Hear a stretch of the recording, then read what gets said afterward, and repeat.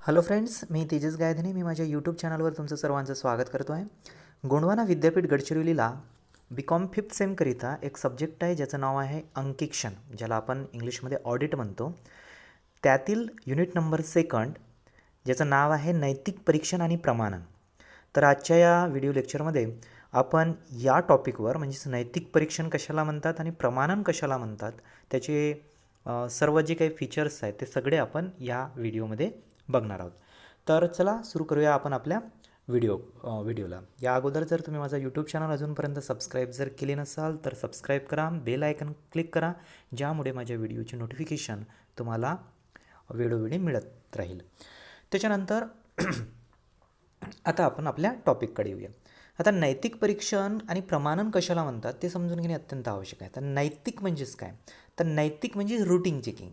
Routing checking ही म्हणजे अंकेक्षणाची एक म्हणजे सर्वात मोठी क्रिया आहे आणि ती क्रिया झाल्यानंतरच म्हणजे त्या क्रियेशिवाय आपण ऑडिट करूच शकत नाही. ठीक आहे ना.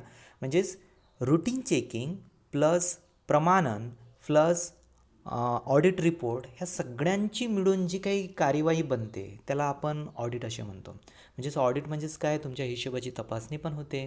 त्याच्यानंतर त्या हिशोबाबरोबरच तुमची पद्धती बरोबर आहेत का, सैद्धांतिक चुका त्याच्यामध्ये नाहीत काय, ह्या सगळ्या गोष्टींचा वापर ऑडिटमध्ये करत असतो. आपण पहिल्या युनिटमध्ये बघितलेला आहे. आता दुसऱ्या युनिटमध्ये यामध्ये सांगितलेलं आहे की नैतिक परीक्षण. आता नैतिक परीक्षण म्हणजेच काय, तर नैतिक परीक्षण कशाला म्हणतात या संदर्भामध्ये काही व्याख्या आहेत, काही कन्सेप्ट आहेत. त्या कन्सेप्ट अगोदर बघून घ्या. तर नैतिक परीक्षण म्हणजेच काय, एक व्याख्या दिलेली आहे. त्या व्याख्येमध्ये काय सांगितलेलं आहे पहा. मूळ नोंदीच्या पुस्तकातील नोंदीची खतावणी योग्य खात्यावर करण्यात आली किंवा नाही, त्यामधील बेरजा शिल्का बिनचूक आहेत किंवा नाही, नोंदवलेले व्यवहार अधिकृत आहे किंवा नाही इत्यादी उद्देशाने सहाय्यक पुस्तकांच्या बेरजा, खाते, संतुलन परीक्षासूची यांची तपासणी करण्याच्या कार्याला नैतिक परीक्षण असे म्हणतात. ठीक आहे. म्हणजेच नैतिक परीक्षण म्हणजेच काय, तर नैतिक परीक्षण कशाला म्हणतात, तर तुम्ही अकाउंट्स तयार करता, तुम्ही तुमच्या हिशोबाचे जे अकाउंट्स तयार करतात त्या अकाउंट्सची चेकिंग करणे, त्या अकाउंट्सची तपासणी करणे.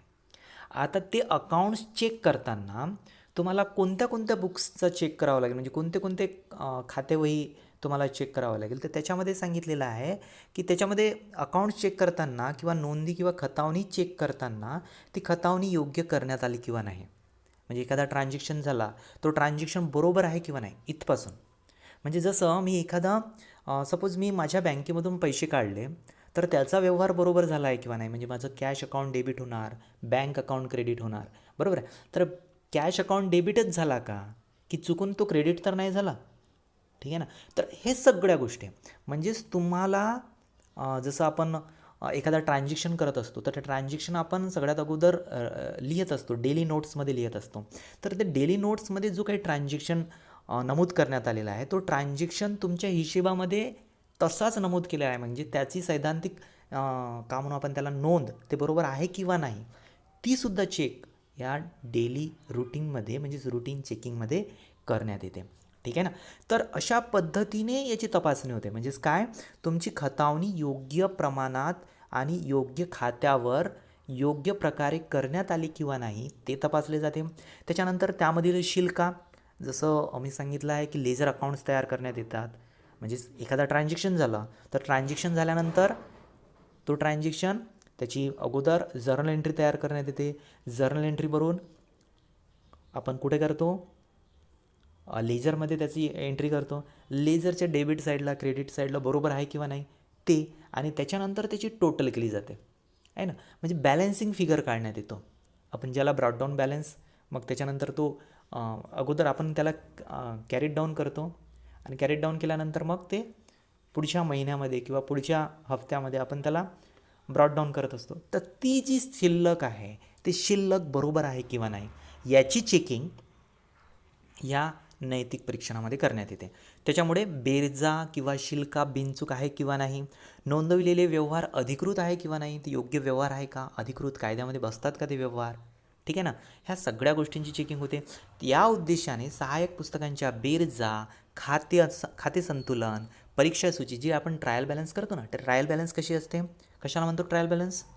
अकाउंटन्सी जर शिकली असाल तर ट्रायल बॅलन्स तुम्हाला माहीत आहे, 12मध्येच झालेला आहे हा भाग. ठीक आहे, फर्स्ट इयरमध्ये पण झालेला आहे भाग.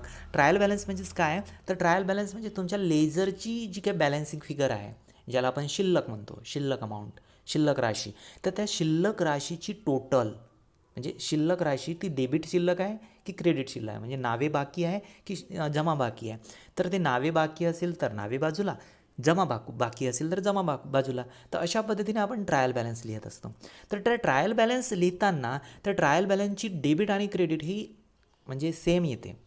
डेबिट जेवढी आहे तेवढीच क्रेडिट यायला पाहिजे. जर त्याच्यामध्ये जर काही गफलत असेल, चूक असेल, तर ते येणारच नाही, जुळणारच नाही ट्रायल बॅलन्स. ठीक आहे ना. तर त्याच्यामुळे तर ह्या सगळ्या गोष्टी तपासण्यात येतात. कुठे? नैतिक परीक्षणामध्ये. ठीक आहे ना. तर नैतिक परीक्षणामध्ये ह्या सगळ्या गोष्टींचं तपासणी करण्यात येते. त्यामुळे नैतिक परीक्षण म्हणजेच काय, तर नैतिक परीक्षण म्हणजेच हे जे काही सहाय्यक पुस्तके आहेत आणि मेन पुस्तके आहेत यांची तपासणी. ठीक आहे, यांची तपासणी, त्यांच्या सगळ्या सिद्धांतांची तपासणी, सिद्धांतानुसार एंट्र्या झाल्या आहेत किंवा नाही त्याची तपासणी, ह्या सगळ्या गोष्टी या नैतिक परीक्षणामध्ये होत असतात. ठीक आहे. आता त्याच्यानंतर नैतिक परीक्षणामध्ये कोणत्या कोणत्या मुद्द्यांचा समावेश होतो, तर कोणत्या कोणत्या मुद्द्यांचा समावेश होतो. नंबर 1 बघा, मूळ लेखा पुस्तकावरून केलेल्या नोंदी, खाते नोंदी तपासणे. ठीक आहे ना. याला आपण थोडंसं झूम करू. आता मूळ लेखापुस्तकावरून केलेल्या खाते नोंदी तपासणे. आता मूळ लेखापुस्तक कोणतं, जसं मी सांगितलं, एखादा ट्रान्झॅक्शन झाला तर तो ट्रान्झॅक्शन आपण अगोदर त्याला एंटर्ड करतो, त्याचं नोंदणी करतो, त्याला नोंदवतो. आता तो जो ट्रान्झॅक्शन नोंदवतो तो कुठे नोंदवतो? डेली नोट्समध्ये, म्हणजे रोजची आपण रोजकिर्द म्हणतो मराठीमध्ये त्याला, तर रोजकिर्दामध्ये नोंदवतो डेली नोट्समध्ये. आणि नोंदविल्यानंतर त्याच्यापासून मग आपण एंट्र्या करतो. एंट्र्या किंवा मग डायरेक्ट एंट्र्या न करता डायरेक्ट आपण लेझरमध्ये, कारण की आपली तेवढी रोज जर आपण तपासण्यासाठी म्हणजे काय शिकवण्यासाठी आपण सांगतो की तुम्हाला अगोदर डेबिट क्रेडिट करावं लागेल. परंतु जर तुम्हाला डायरेक्ट ट्रान्झॅक्शन काढल्याबरोबर तुम्ही त्याचं डेबिट क्रेडिट जर करत असाल तर तुम्ही डायरेक्ट लेझरमध्ये त्याची नोंदणी करू शकता. तर लेझरमध्ये त्याची नोंदणी योग्य आहे किंवा नाही ती तपासणी करण्यात येते. ठीक आहे, म्हणजे मूळ लेखा पुस्तकावरून खाते नोंदणी तपासणी, म्हणजे खात्यामध्ये योग्य नोंद केली आहे काय ते तपासणी, म्हणजे डेबिट आहे का क्रेडिट आहे का, बरोबर आहे का ते. ठीक आहे, ते तपासणे. त्याच्यानंतर विविध खात्यातील बेरजेचे व शिल्केचे परीक्षण करणे.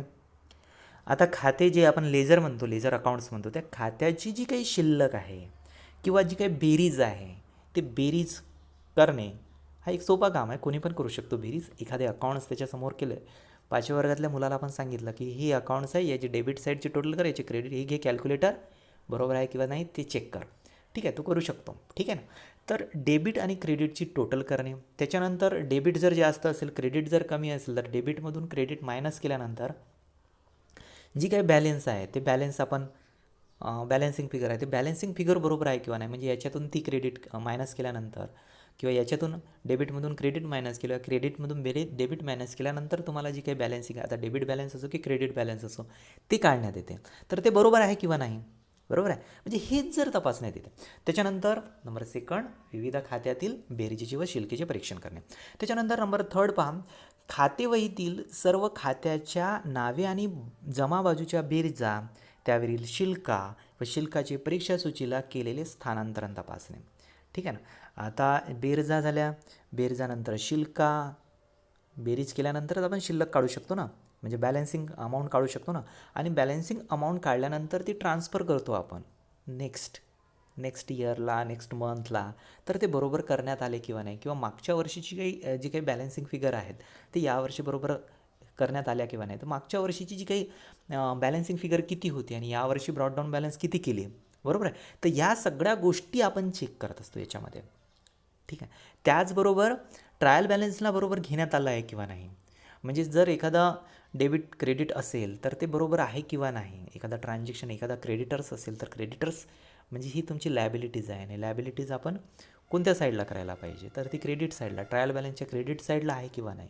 ठीक आहे ना. तर ह्या सगळ्या गोष्टींची चेकिंग याच्यामध्ये, म्हणजेच बेरजेचे आणि शिल्केचे परीक्षण याच्यामध्ये करण्यात येते.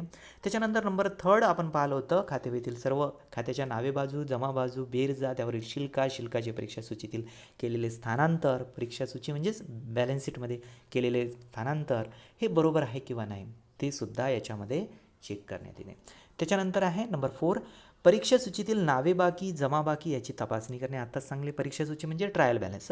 ट्रायल बॅलन्सची डेबिट बॅलन्स क्रेडिट बॅलन्स बरोबर आहे किंवा नाही ते चेकसुद्धा याच्यामध्ये करण्यात येते. त्याच्यानंतर नंबर 5, मूळ लेखापुस्तकातील एकूण बेरजा, पुढील पानावर नेलेल्या बेरजा, आतील खाण्यातील रकमातील बाहेरील मांडण्यात आलेल्या बेरजा इत्यादीची तपासणी करणे. म्हणजेच याचा अर्थ काय, तर याचा अर्थ नैतिक परीक्षण म्हणजेच काय, तर तुम्हाला अकाउंट्सची चेकिंग करणे, खातेवह्यांच्या चेकिंग करणे. म्हणजेच लेझर अकाउंट्स जे आहेत तुमचे लेझर्स आहेत त्या लेझर्सची चेकिंग करणे म्हणजेच तुमची नैतिक परीक्षण. त्याच्यामध्ये तुम्हाला बेरीज पण करावी लागेल, त्याच्यामध्ये तुम्हाला बॅलन्सिंग अमाऊंट पण काढावी लागेल, त्याच्यामध्ये तुम्हाला ट्रायल बॅलन्सची डेबिट बॅलन्स क्रेडिट बॅलन्स बरोबर आहे किंवा नाही ते पण चेक करावं लागेल.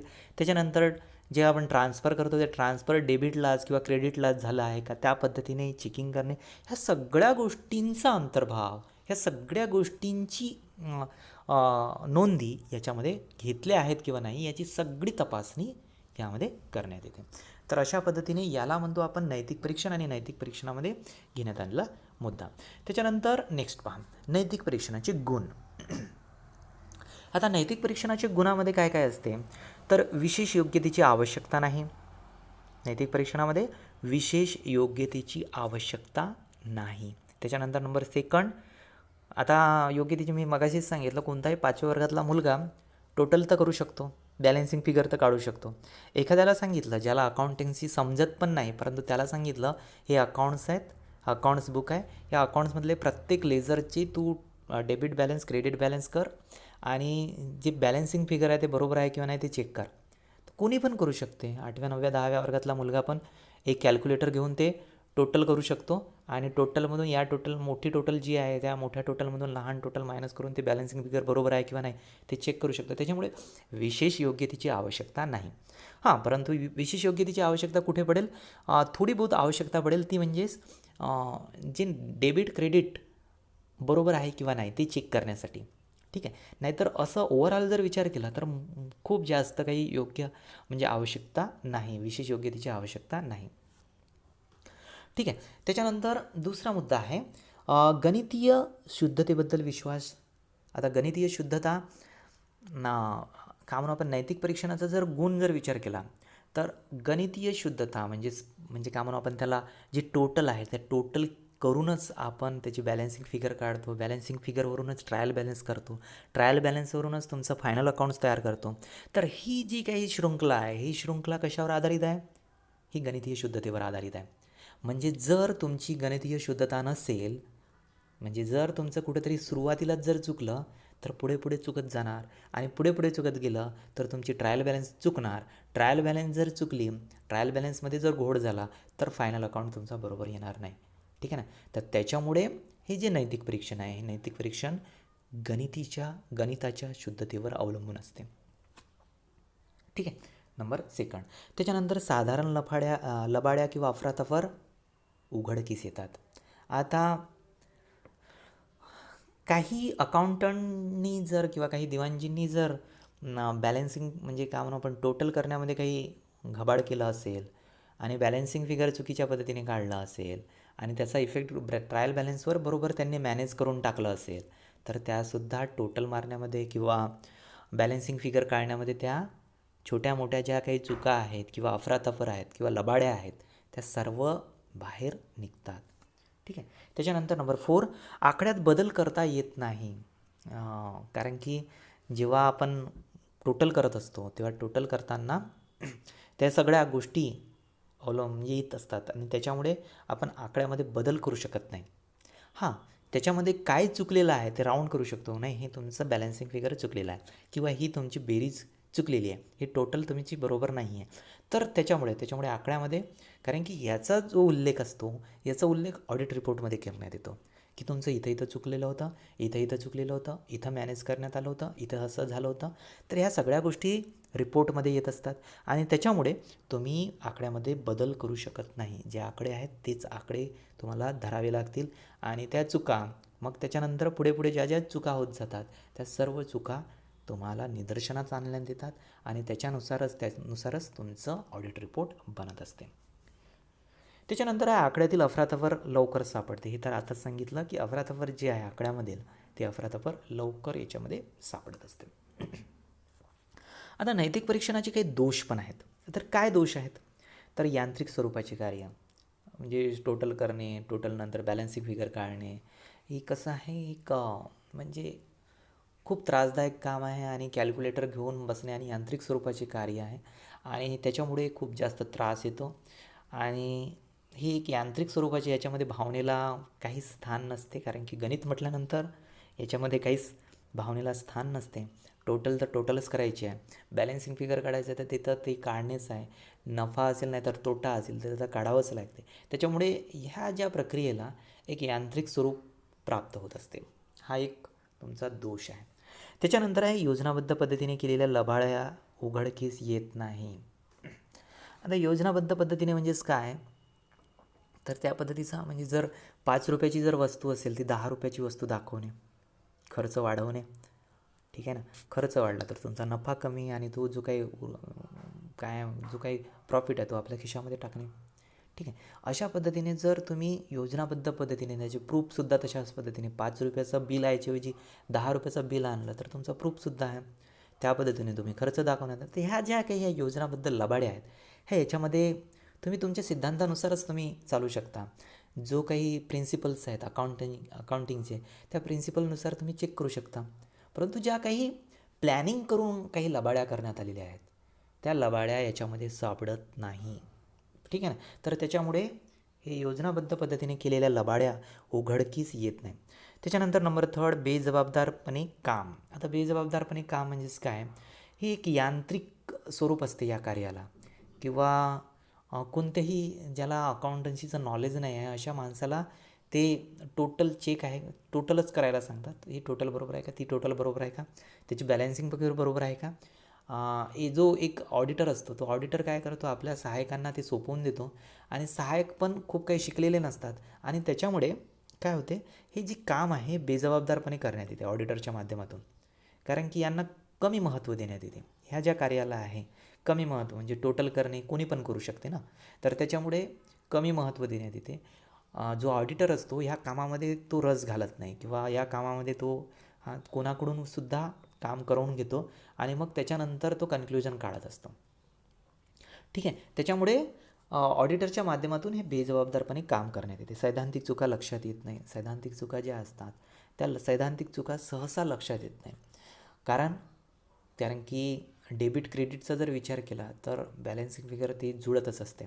म्हणजेच 50 रुपये इकडे डेबिट झाले, 50 रुपये तिकडे क्रेडिट झाले, ठीक आहे. आणि त्याच्यानंतर पुन्हा दुसरीच एंट्री 50 रुपये झाली, ती त्याच्यामध्ये सुद्धा तशाच पद्धतीने जर चूक झाली तर त्या दोन्ही चूक एकमेकांना भरून काढतात आणि दोन्ही चुका एकमेकांना भरून जर काढत असतील तर तुम्हाला ती गोष्ट लक्षातच येत नाही.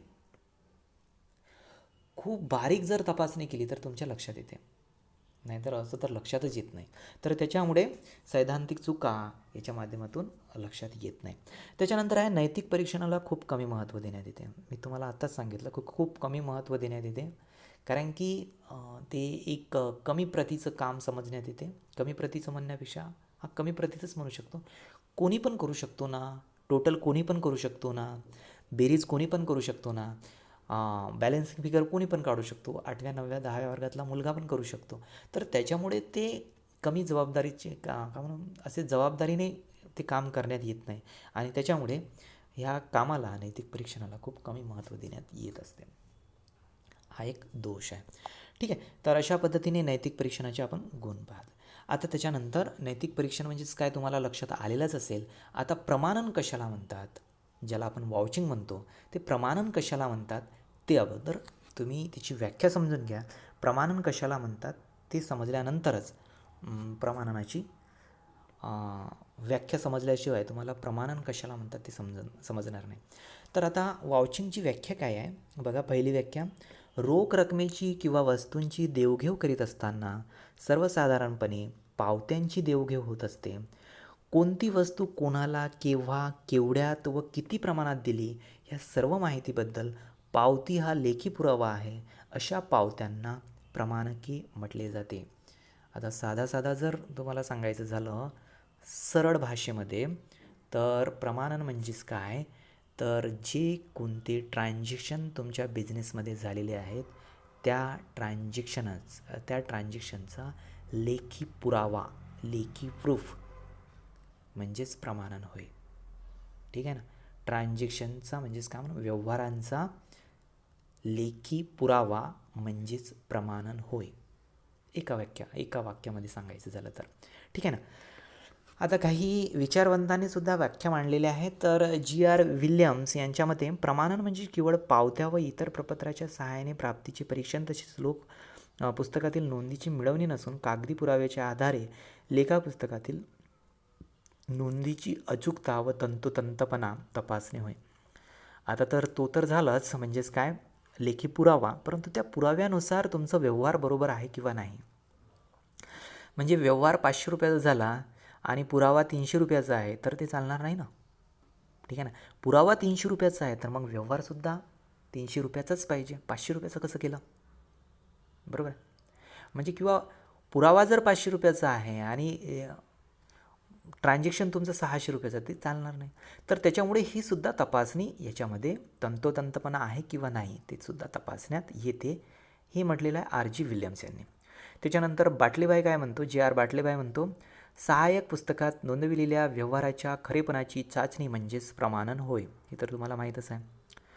म्हणजे बिल, जर एवढ्या रुपयाचा तुम्ही खर्च दाखवतात, एवढ्या रुपयाचा बिल दाखवा, आहे ना, एवढ्या रुपयाची पावती दाखवा, तेव्हाच तुमचा हा ट्रान्झॅक्शन बरोबर आहे, सत्य आहे असं म्हणता येईल, बरोबर आहे. तर ह्या सगळ्या गोष्टी जोपर्यंत होणार नाही, खरेपणाची चाचणी बाटलेबाई यांनी म्हटलेलं आहे. पुन्हा सांगितलेलं आहे. आता ह्या सगळ्या गोष्टींचा इन्क्लूड याच्यामध्ये केलेला आहे 4थ्या व्याख्येमध्ये. बघा, लेखापुस्तकात नोंदविलेल्या सर्व व्यवहारांची किंवा देवघेवीची सत्यता पडताळून पाहण्यासाठी व त्याच्या अधिकृतपणाबद्दल खात्री करून घेण्यासाठी लेखापुस्तकातील नोंदी व त्या नोंदींना पूरक अशा उपलब्ध घेतलेल्या सर्व प्राथमिक व सहाय्यक प्रलेखांची, कागदपत्रांची टीकात्मक परीक्षण म्हणजेच प्रमाणन होय. आता याच्यामध्ये काय काय आहे, तर याच्यामध्ये सांगितलेलं आहे सर्व व्यवहारांची देवघेवीची सत्यता. ठीक आहे. आणि त्याच्यानंतर ती सत्यता तपासण्यासाठी करण्यात येणारी खात्री. आता ती खात्री कशी येईल, तर तुम्हाला नोंदींची किंवा पूरक नोंदींची सर्व माहिती व प्राथमिक व सहाय्यक प्रलेखांची सर्व परीक्षण, टीकात्मक परीक्षणसुद्धा करण्यात येते. तर ह्या सगळ्या गोष्टींचा अंतर्भाव तुमच्या प्रमाणनामध्ये येत असते. तर प्रमाणन म्हणजेच काय, प्रमाणन म्हणजे साध्या सोप्या भाषेमध्ये सांगायचं झालं तर प्रमाणन म्हणजेच जो कोणता व्यवहार झालेला आहे त्या व्यवहारानुरूप जो पुरावा असतो त्या पुराव्याला प्रमाणन असे म्हणतात. मग तो पुरावा पावतीच्या स्वरूपात असू शकतो, तो पुरावा बिलच्या स्वरूपात असू शकतो, तो पुरावा रशिदीच्या स्वरूपात असू शकतो, तो पुरावा प्लॅनिंगच्या स्वरूपात असू शकतो, तो पुरावा परमिशनच्या स्वरूपात असू शकतो. ठीक आहे ना. तर हे सगळे पुरावे आहेत. एखादा ट्रान्झॅक्शन झाला, जाण्या येण्याचा तुमच्याजवळ जर तिकीट असेल तर तिकीटसुद्धा तुमचा पुरावा ठरू शकतो. ठरतो. ठीक आहे ना. तर अशा पद्धतीने तो पुरावा म्हणजेच प्रमाणन, त्यालाच आपण वाउचिंग म्हणतो. आता प्रमाणनाचे महत्त्व. आता प्रमाणनाचे महत्त्व, प्रमाणन हे अंकीक्षणाचे सार, बरोबर आहे. प्रमाणन काय आहे, अंकीक्षणाचे सार आहे, अंकीक्षणाच्या पाठीचा कणा आहे ना. त्याच्यानंतर आहे हिशेब योग्य आहे किंवा नाही याचे समाधान मिळते प्रमाणाच्या माध्यमातून, आहे ना.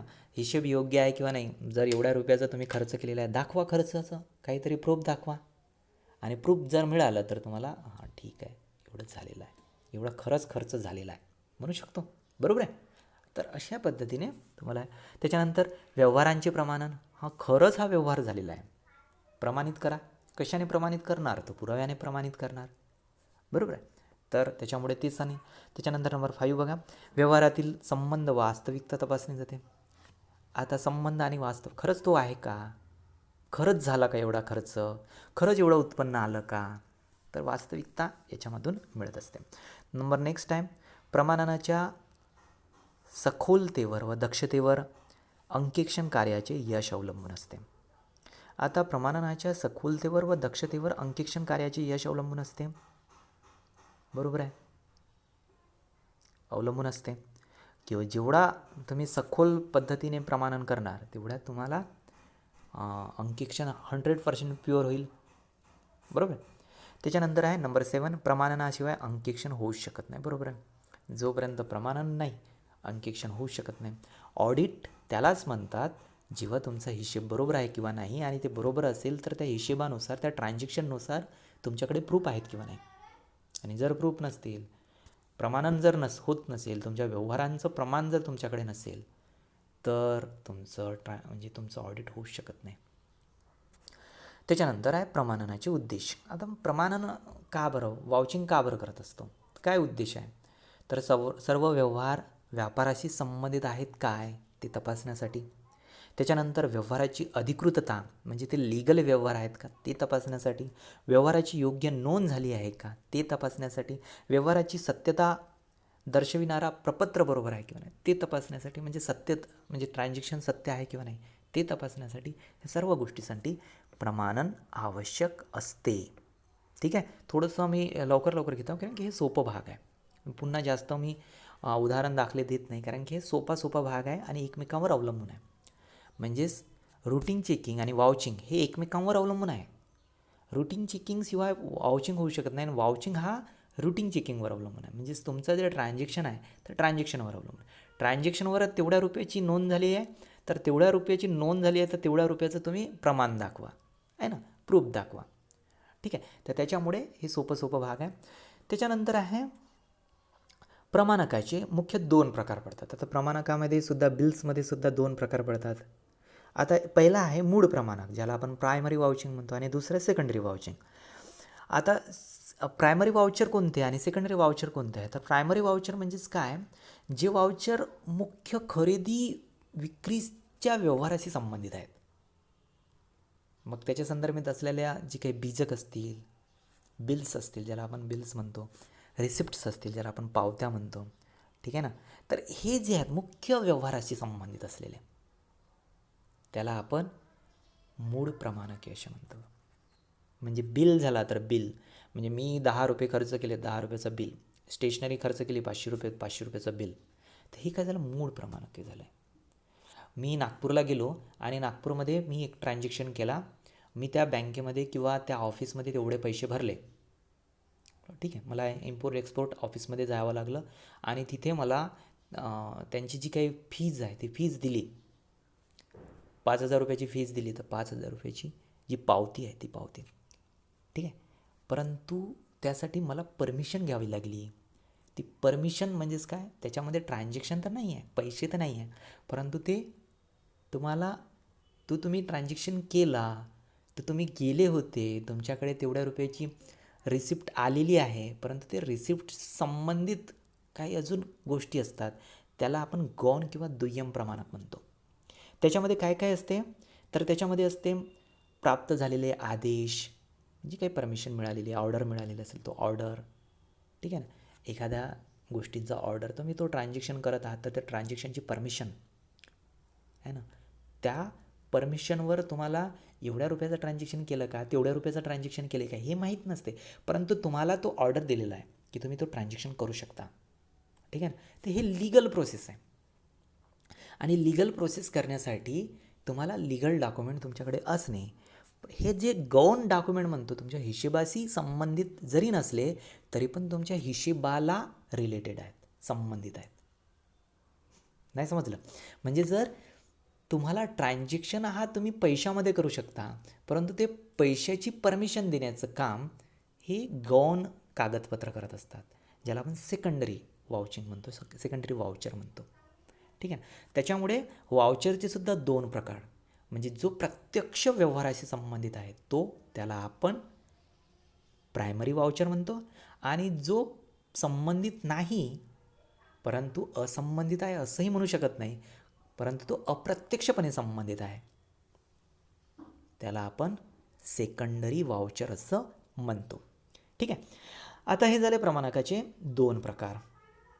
आता त्याच्यानंतर प्रमाणक तपासणीकरिता काय काय आवश्यक बाबी असते, प्रमाणक तपासण्यासाठी काय काय गोष्टींचं तुम्हाला लक्षात घ्यावं लागते, तर ते पण पाहून घ्या. तर प्रमाणक हे क्रमवार लावावे लागतील, बरोबर आहे. Date wise, month wise, transaction wise. पहिला ट्रान्झॅक्शन कोणतं झाला, दुसरं ट्रान्झॅक्शन कोणतं झालं, तिसरं ट्रान्झॅक्शन कोणतं झालं, पहिल्या तारखेला कोणते कोणते ट्रान्झॅक्शन झाले, दुसऱ्या तारखेला कोणते कोणते ट्रान्झॅक्शन झाले, तर त्या क्रमानुसार लावावं लागतील तुम्हाला. ठीक आहे. तर हे ट्रान्झॅक्शन झाले तर त्याचे बिल त्या प्रमाणानुसार. म्हणजे तुम्ही एंट्री या पद्धतीने केली तर त्या एंट्र्यानुसार तुमचे बिल. नाहीतर पहिली एंट्री इकडे आहे आणि बिल तुम्ही टाकलं 31 डिसेंबरचं, हां ना, तुम्हालाच त्रास होणार त्या गोष्टीचा, खूप त्रास होते. कारण की हजारो बिल्स असतात, पूर्ण वर्षभराचे बिल्स आपण ऑडिट करत असतो. हजारो बिल्स असतात, हजारो ट्रान्झॅक्शन असतात.